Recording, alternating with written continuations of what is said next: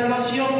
Dios en su plan eterno le preparó cuerpo, dice la Biblia, a su Hijo Jesús, que estaba a la diestra del Padre y que ahora lo está, para descender. Entonces, natividad o Navidad significa descender, encarnación, significa nacimiento, ¿verdad?, del Hijo de Dios en estas fechas. Eso es lo que conmemoramos. Y vamos a hablar un poco acerca del nacimiento de ese Salvador prometido. Un Salvador prometido puede ser el título de la mañana de hoy, pero yo le he colocado: ha nacido nuestro Salvador, o el Salvador prometido. Y quiero que vayamos a las Escrituras. Vamos a leer los pasajes de Mateo, así de seguido. Mateo capítulo 1, versículo 18. Vamos a ver cómo es la narración de esa natividad, de ese nacimiento, de esa encarnación del Hijo de Dios. Y Mateo 1 lo explica muy bien, porque da detalles que otros evangelios no dan. Mateo capítulo 1, versículo 18. Así dice la palabra. Mateo capítulo 1, del 18. Vamos a leer en adelante hasta el versículo 12 del capítulo 2. Dice así, prestemos mucha atención y estemos ahí conectados con la lectura. Mire cómo lo narra Mateo. Dice así la palabra de Dios. El nacimiento de Jesucristo fue así. Va a explicar el nacimiento. Estando desposada María, su madre, con José, antes que se juntasen, se halló que había concebido del Espíritu Santo. José, su marido, como era justo y no quería infamarla, quiso dejarla secretamente. Y pensando él en esto, he aquí un ángel del Señor le apareció en sueños y le dijo: José, hijo de David, no temas recibir a María tu mujer, porque lo que en ella es engendrado del Espíritu Santo es. Y dará a luz un hijo, y llamará su nombre Jesús, porque él salvará a su pueblo de sus pecados. Todo esto aconteció para que se cumpliese lo dicho por el Señor por medio del profeta Isaías, cuando dijo: he aquí una virgen concebirá y dará a luz un hijo, y llamará su nombre Manuel, que traducido es, ¿qué traduce Manuel? Dios con nosotros. También Dios en nosotros. Dios con nosotros, Dios en nosotros, llamado Emmanuel. Salvará a su pueblo por sus pecados, de sus pecados. Versículo 24. Y despertando José del sueño, hizo como el ángel del Señor había mandado, y recibió a su mujer, pero no la conoció. Esta palabra conocer habla de una relación íntima. En la Biblia se dice que Adán conoció a su mujer y concibió hijos. Aquí no la había conocido, era porque todavía ella era virgen y todavía no había consumado, ¿verdad?, como una pareja normal, su matrimonio en la parte sexual. Hasta ahí no había todavía tenido ningún tipo de contacto. Estaba desposada, comprometida con José, concibe del Espíritu Santo, y dice el versículo 25: pero no la conoció hasta que dio a luz su hijo primogénito, y le puso por nombre Jesús, como el ángel lo había dicho. Capítulo 2, versículo 1. Seguimos leyendo. Cuando Jesús nació en Belén de Judea, en días del rey Herodes, vinieron del oriente a Jerusalén unos magos, diciendo: ¿dónde está el rey de los judíos que ha nacido? Porque su estrella hemos visto en el oriente y venimos a adorarle. Oyendo esto el rey Herodes, se turbó, y toda Jerusalén con él. Vamos a pasar al versículo 9 al 12. Versículo 9 ahí. Ellos, habiendo oído al rey, se fueron, y he aquí la estrella que había visto en el oriente iba delante de ellos, hasta que, llegando, se detuvo sobre donde estaba, ¿quién? El niño, ¿verdad? Y al ver la estrella se regocijaron con muy grande gozo. Y al entrar en la casa, vieron al niño con su madre María, y postrándose lo adoraron, y abrieron sus tesoros, y le ofrecieron presentes, que eran cuáles: oro, incienso y mirra. Pero siendo avisados por revelación en sueños que no volviesen a Herodes, regresaron a su tierra por otro camino. Cuando nace Jesús, Herodes le entra un desespero.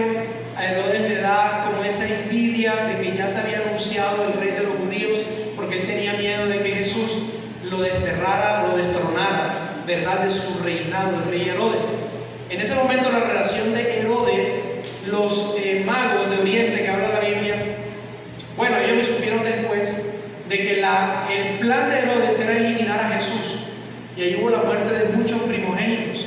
Pero Dios se revela, habla a José y a María para que se llevasen de Belén al niño, porque Herodes estaba acechando para eliminarlo y para matarlo. Y fíjense acá dos reacciones. Los magos se regocijan porque nace el Salvador, siguen la estrella que los ilumina y los guía hasta ese pesebre o ese lugar, ese establo, pesebre o establo, tiene el mismo significado, donde había animales, donde había monte, donde había todas estas cosas. Ellos se regocijan para recibir al Salvador y adorarle. Y Herodes toma una actitud de ira, toma una actitud de rechazo, y más bien lo busca para matarlo. Hermano, en esos dos contextos está el mundo. O tenemos el espíritu o la actitud de aquellos magos de Oriente que caminaron y caminaron sin desmayar hasta ir a Jesús a través de esa estrella, o tenemos el pensamiento o la actitud de Herodes de rechazar al Señor. Hay solo dos grupos de personas, los que le rechazan y matan a Jesús viviendo una vida ajena, por decirlo así, ¿verdad? Matar quiere decir negar a Jesús, rechazar a Jesús. O estamos lo que hemos reconocido, que ese niño que nació efectivamente al lado de José, María, de la mula, el buey, los animales, en el establo, es verdaderamente el Hijo de Dios. Hermanos, si la Navidad no es simplemente el recuerdo de un nacimiento extraordinario, aunque lo es, pero no es simplemente eso, sino la proclamación de una intervención divina en la historia humana. La Navidad nos habla del milagro, de la reacción, de la intervención en gracia y en amor del eterno Hijo de Dios a través del Padre que lo envió en respuesta a nuestro pecado. La respuesta a nuestro pecado de Dios fue en gracia y fue en amor enviando a su Hijo. Mateo no presenta simplemente un relato romántico o muy bonito, sino que Dios entra en nuestra realidad caída para cumplir su promesa eterna de salvación.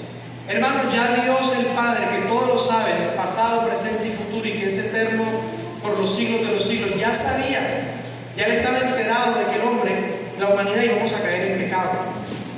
Y miren, tan grande de lo que es la encarnación de Cristo, tan grande la demostración de amor de Dios, que mire este detalle, que a pesar de que Dios ya conocía los pecados que íbamos a cometer, la manera como íbamos a rechazar a Jesús antes de ser cristianos, de cómo le íbamos a dar la espalda, de cómo íbamos a ocupar el lugar de Herodes, que en vez de recibir y adorarlo, lo íbamos a rechazar y a querer eliminar.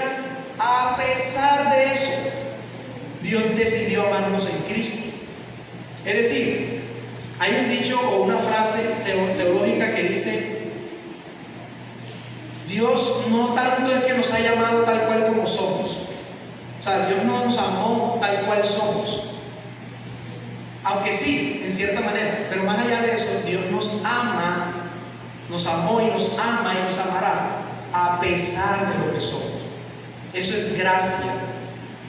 Si usted supiese que un vecino, que un primo, que un familiar va a atentar contra tu vida, con la vida de tu hijo, con la vida de tu mamá, de tu papá, ya tú lo sabes de antemano porque alguien viene y te dijo: ojo, que fulano de tal, que vive allá en la vuelta, ahora en la noche que salga va a coger un arma y va a matar a un hijo tuyo. ¿Usted qué haría con esa persona? ¿Lo amaría? ¿Lo perdonaría? ¿Se acercaría? ¿Lo abrazaría? ¿Le hablara en amor? ¿O qué haría usted antes de que ese hombre haga esa atrocidad? Muy difícilmente vamos a hacer lo que Dios hizo: ir a hablar, ir a reconciliar, ir a perdonar. O podemos hacer dos cosas: bueno, avisarle al hijo que se vaya para que no lo mate y que se vaya por otro lado, o en el peor de los casos de esa persona, reaccionar en contra de ella antes de que ella atentara contra la vida, y pues atentar contra la vida de esa persona, ¿verdad? En esa venganza o en ese anuncio de lo que iba a hacer. Pero hermano, con Dios no fue así. Esa es la buena noticia del Evangelio. Navidad tiene que ver con buena noticia, tiene que ver con el Evangelio, tiene que ver con la gracia de Dios y los brazos abiertos de Él para nosotros. En que dice Romanos 5:8, no la tenemos en pantalla, pero dice Romanos 5:8: mas Dios que muestra su amor para con nosotros en que siendo aún pecadores, Cristo murió por nosotros. Siendo aún pecadores, ¿verdad? Cristo murió por nosotros. Entonces el nacimiento de ese niño Jesús, de ese bebé que nació del vientre hasta ese entonces, ¿verdad? La Virgen María o María, hasta ese momento, es la demostración más grande de amor de Dios para la humanidad. En un mundo que está marcado por el pecado, por la culpa, por el desastre espiritual, en un mundo que está marcado por la desesperanza, por el afán, por la avaricia, en un mundo que está marcado por el amor al dinero, por el desenfreno, por la rienda suelta al pecado y a la carne, el nacimiento de Jesús anuncia que Dios no se quedó indiferente, que Dios, pudiendo haberlo hecho, pudiendo haberse quedado allá en su trono de gloria, Jesús pudiendo haberse quedado a la diestra del Padre, y ellos como unos espectadores del desastre que había en este mundo, pudiendo haberlo hecho, y eso hubiese sido un acto justo de Dios, solamente entregar su justicia, no se quedaron sentados. Jesús no se quedó hablando allá con el Padre y con el Espíritu Santo. ¡Qué gentecita! ¡Qué calaña! Mira Esteban, qué desastre. Mira Alicia, no. Mira a Sonia, no, eso no sirve. Mira Esteban, peor todavía. Mira a Carolina, mira a Nelly, mira a Fabio, a Carmen, a Jairo, David. No se quedaron de brazos cruzados. La Navidad nos habla de la intervención divina, amorosa, salvífica, redentiva, redentora, transformadora, santificadora y gloriosa del eterno, poderoso y suficiente Hijo de Dios para nuestra salvación. En Mateo 1, 18, 25 nos muestra no solo cómo nació Jesús, sino por qué nació. El nacimiento de Jesús es una obra soberana de Dios, que no es de iniciativa humana. Hermano, la salvación, para que usted pueda ser salvo y yo, fue de iniciativa divina. Nosotros no tomamos la iniciativa, nosotros no fuimos los que dimos el primer paso, fue Dios quien lo hizo. Y mire lo que dice ahí en Mateo 1, del 18 en adelante, dice: antes de que se juntasen, se halló que había concebido del Espíritu Santo. Ahora aquí nos habla del aspecto del nacimiento virginal de Jesús. Este es un detalle importante, no es secundario. Esto es una enseñanza esencial de las Escrituras y afirma que la salvación proviene totalmente de Dios. Jesús no nace por voluntad de hombre, nace por voluntad de Dios, ¿verdad? Sino por la acción directa del Espíritu Santo. Entonces la salvación no comienza con el esfuerzo humano, sino por la gracia soberana de Dios. Y esto nos habla y nos lleva a Efesios capítulo 2, vamos a buscar Efesios capítulo 2, versículos del 1 al 5. Efesios capítulo 2, versículo del 1 al 5. Dice así la palabra del Señor. Y Él, ¿quién es Él? Cristo, nos dio vida. Os dio vida a vosotros cuando estabais muertos en delitos y pecados, en los cuales anduvisteis en otro tiempo siguiendo la corriente de este mundo, conforme al príncipe de la potestad del aire, el espíritu que ahora opera en los hijos de desobediencia, entre los cuales también todos nosotros vivimos en otro tiempo, en los deseos de nuestra carne, haciendo la voluntad de la carne y de los pensamientos. Y miren lo terrible. ¿Y éramos qué? Por naturaleza, era nuestra naturaleza, era algo normal. ¿Éramos qué? ¿Hijos de qué? Hijos de ira. Lo mismo que quién. Habla de humanidad, es lo mismo que los demás. Todos estábamos en esa misma caja, condenados, muertos en delitos y pecados. Pero hermanos, mire esto tremendo. Si la Biblia quedara hasta el versículo 4, hasta el versículo 3, perdón, Dios nos hubiese dejado sin esperanza, muertos, condenados de manera justa. Y si Dios lo hubiese decidido, no es un Dios malo ni perverso, eso se llama justicia divina. Eso es lo que a veces la gente que critica a Dios, que por qué esto aquí, esto allá, no entendemos la justicia divina. Hay una justicia divina, y la justicia es darle a cada quien pues lo que merece por su falla. Tenemos a David, que es abogado, y cuando un juez hace justicia es porque se hallaron pruebas de que el que robó había robado, el que mató había matado. ¿Y qué hace el juez? Pues levanta su martillo. ¿Qué hace? Le da lo que le corresponde: justicia, 20 años de cárcel, cadena perpetua, decapitación, lo que sea que le vaya a dar. Y Dios pudo haberlo hecho. Si el evangelio quedara ahí, hermanos, como dice el hermano Fabio, apague y vamos. O sea, apague y vamos. No hay nada, que no hay nada que hacer. Pero la Navidad trata de esta palabrita que está acá, que yo le llamo el pero de Dios, la manifestación de Dios, la travesía de Dios, la locura de Dios en Cristo, el reto de Dios, lo prometido por Dios, la esperanza de Dios. Ese pero es lo que marca la diferencia entre mi antes y mi ahora y mi después. Es lo que parte la historia de cada uno de nosotros. En usted y en mí hay un David antes de Cristo y ahora en Cristo, un Fabio antes y ahora, un Esteban antes de Cristo y ahora en Cristo, y así pongan el nombre a cada uno de nosotros, porque este versículo 4 marcó esa diferencia que ha marcado nuestras vidas, un pero transformado, una intervención gloriosa a favor de nosotros para gritarnos en nuestros ojos y en nuestros oídos que Dios nos ama. Eso es la Navidad, hermanos, que Dios nos ama a pesar de lo que somos. Versículo 4, mira el desastre del versículo 1 al 3, un desastre, es desastre total, es ruina espiritual, del 1 al 3, pero el 4 es riqueza gloriosa a favor de nosotros, es el amor de Dios derramado como recipientes dentro de nuestros corazones. Versículo 4, pero Dios, y haga así, pero Dios, debe hacer así usted y yo, pero Dios, diga conmigo así, pero Dios, dígale que tiene a su lado, pero Dios, yo sé, pero Dios, diga conmigo, pero Dios, eso, no nos hay que decirlo fuerte, pero Dios, mira lo que dice la noticia de la Navidad del Evangelio, que es pobrecito, no, rico, abundante, ¿en qué? En látigo, en cuchillo y machete para nosotros. No, ¿en qué? Dios es riquísimo, rico, y la palabra queda corta, en misericordia. Mire, por su gran amor. Tremendo. Por su gran amor con que nos amó.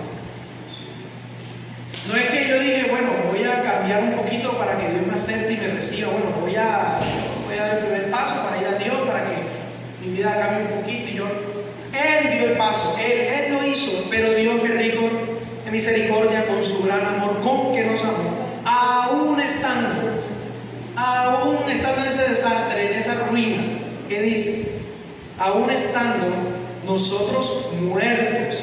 Dígame usted, si aquí colocamos un cuerpo sin vida y usted lo llama, o usted, no sé, ese cuerpo se irá a mover de ahí, no se va a mover. Un cuerpo sin vida, sin espíritu, cuando la persona muere ya no tiene el espíritu, está inerte, no se mueve. Pero ¿qué hizo Dios? Nos llamó con esa voz poderosa, regeneradora, redentiva. ¿Se acuerdan cuando Jesús resucitó a Lázaro?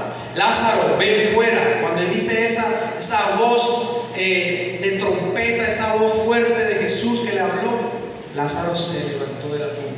Asimismo, Dios, a través del Evangelio y a través de Cristo, nos dice, levántate, que nos levantemos en Cristo, porque en Cristo hay una nueva vida, en Cristo hay un nuevo nacimiento.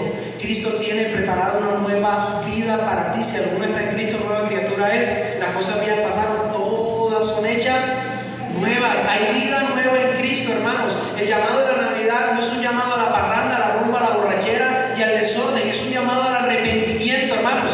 La intervención divina de Jesús, aunque es una buena noticia, también, hermanos, es a consecuencia, ¿verdad?, de esa desgracia en la que nosotros caímos. Es esa intervención urgente que Dios hizo a nosotros. Y hay una nueva vida, hermanos, en Cristo Jesús, que está disponible para todo aquel que en Él cree. no se pierda y tenga vida eterna. Así estábamos, hermanos. Siempre que estemos en alguna situación difícil o en alguna situación apremiante, siempre recordemos: yo estoy así, pero Dios. Siempre recuerda: me está pasando esto, pero Dios, pero sé que Dios está conmigo, pero sé que Dios me ha amado con su gran amor, pero sé que Dios tiene misericordia, pero sé que Dios tiene gracia. Siempre recordemos que ante nuestros desastres, Dios va a intervenir si le buscamos de corazón y clamamos a Él. El nombre de Jesús revela su misión redentora y llamará su nombre Jesús, porque Él salvará a su pueblo de sus pecados. Jesús no vino principalmente a mejorar nuestra conducta, vino a salvarnos del pecado. No vino solo a sanar cuerpos, vino a rescatar almas. No vino a solamente reformar el hombre, sino a redimirlo. Mira lo que dice Isaías 9:6. Vamos a colocarlo en Isaías 9:6. Porque esta profecía en el Antiguo Testamento fue 700 años antes de que Cristo viniera. Toda la Biblia habla del nacimiento de Cristo. Bueno, anuncia a Cristo, ¿verdad? Y este habla específicamente del nacimiento. Isaías 9. Porque un niño nos es nacido, hijo nos es dado, y el principado sobre su hombro, y se llamará su nombre ¿qué? Admirable, consejero, Dios fuerte, Padre eterno, príncipe de paz. 700 años antes, búsquelo en internet, 700 años antes, Isaías ya estaba profetizando lo que hoy estamos leyendo, que fue hace 2000 años, ¿verdad? 2024, 25 años, el nacimiento de nuestro Señor Jesucristo. El niño es salvador porque Dios es encarnado. La Navidad proclama que la esperanza tiene un nombre y se llama Jesús. Jesús de Nazaret, el eterno Hijo de Dios. Ahora, Dios no solo vino para salvarnos y chao, sálvense como puedan de ir para adelante, hagan como quieran o miren a ver cómo hacen. No, Él vino, Él irrumpió en la humanidad, no solo para salvarnos o para estar con nosotros, sino en nosotros. Juan 1, 14, 15. Mire cómo lo dice. Dice así: y aquel verbo fue hecho carne. El verbo habla de Jesús. ¿Y habitó entre quién? Y vimos su gloria, gloria como del unigénito del Padre. Unigénito quiere decir su único hijo. ¿Lleno de qué? De gracia, de verdad. Juan dio testimonio de él y clamó diciendo: este es de quien yo decía, el que viene después de mí es antes de mí, porque era primero que yo.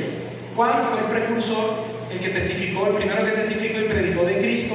Juan era mayor que Jesús. Juan era mayor que Jesús por 6 meses. Pero ¿cómo va a decir Juan, si él es mayor que Jesús, este es el que viene antes de mí?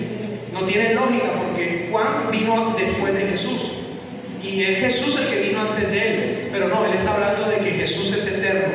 Este es el que viene antes de mí. Dice acá, el que yo decía que viene después de mí, que es antes de mí, porque él era primero que yo. Cristo es eterno, no fue creado. En Cristo Dios entra en el dolor humano, en la fragilidad, en la historia quebrada por el pecado. Y hablando de reconciliación, ya para ir entrando a las conclusiones, 2 Corintios 5:18 para mí es la descripción más clara de la obra redentora de Dios para nosotros. 2 Corintios 5:18 y 19 dice así: y esto proviene, desde el versículo 18, y todo esto proviene de Dios, quien nos reconcilió consigo mismo por Cristo y nos dio el ministerio de la reconciliación. ¿De qué trata la reconciliación? Aquí lo explica. Que Dios estaba en Cristo reconciliando consigo el mundo, no tomándoles en cuenta a los hombres sus pecados, y nos encargó a nosotros la palabra de la reconciliación. ¿Por qué puede decir Pablo, inspirado por el Espíritu Santo, que Dios, o aquí dice que Dios no tomó en cuenta a los hombres sus pecados? Porque los tomó en cuenta, pero en Jesucristo. Él fue el que cargó la justicia, la ira divina. Él ocupó nuestro lugar. Hubo un glorioso intercambio. Él tomó nuestro lugar para darnos su lugar, ¿verdad?, a nosotros, para poder ir al reino de los cielos. Él cargó nuestro pecado. Dios tomó en cuenta los pecados de la humanidad, pero en Jesús En Él recayó todo. Por eso Él dijo: Padre, ¿por qué me has abandonado? En ese momento la ira divina cayó sobre Él y murió en la cruz. Nosotros éramos los que merecíamos morir, pero Él decidió entregarse por nosotros. Hermanos, concluimos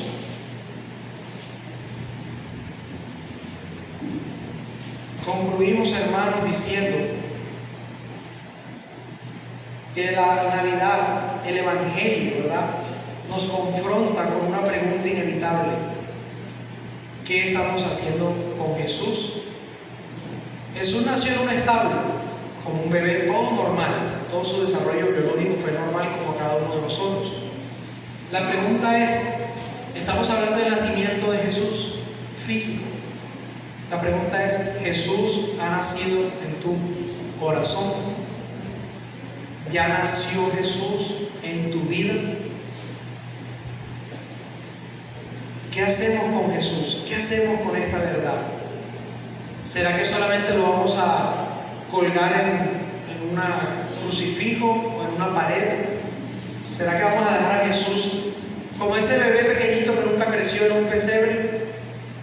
Hay una frase que dice: los hombres aman al niño que nació en el pesebre, pero odian al adulto que dijo: si me amáis, guardad mis mandamientos, arrepentidos y convertidos de vuestros pecados. La humanidad ama al bebé, pero rechaza al adulto que nos confrontó, que nos dijo: estás mal, estamos mal, necesitamos arrepentimiento y gracia, perdón de pecados, y Él la dará. ¿Qué hacemos con Jesús? Él nació porque estábamos muertos, Él vino para salvarnos del pecado, Él es Dios con nosotros, Emmanuel, Dios con nosotros. Él nos reconcilió para vivir una vida nueva. La Navidad no se celebra solamente con luces y cantos, sino con arrepentimiento, fe y redención. Hoy es tiempo de recibir al Salvador. Es un llamado para los que nos visiten por primera vez, aquel que no ha recibido a Cristo en su corazón. Hoy es un llamado para recibir al Salvador, de creer en su obra y de vivir como reconciliados, que anuncian esperanza en un mundo necesitado.